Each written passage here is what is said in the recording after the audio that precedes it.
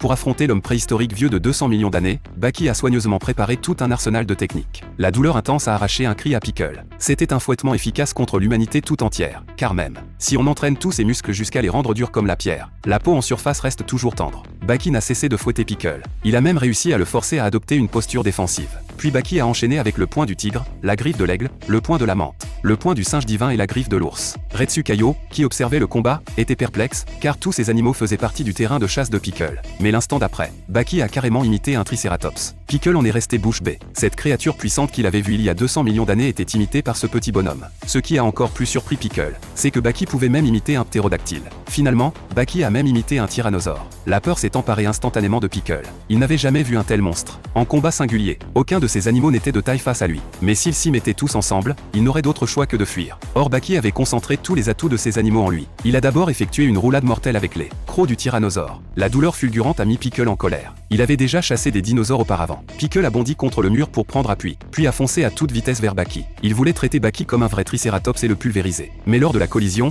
c'est Pickle qui a été projeté. Vexé, Pickle a profité de sa vitesse pour asséner un violent coup de poing qui a envoyé Baki au tapis. Puis il s'est mis à le piétiner sans relâche. Profitant d'une faille dans la défense de Baki, Pickle lui a décoché un direct au menton, le propulsant instantanément dans les airs.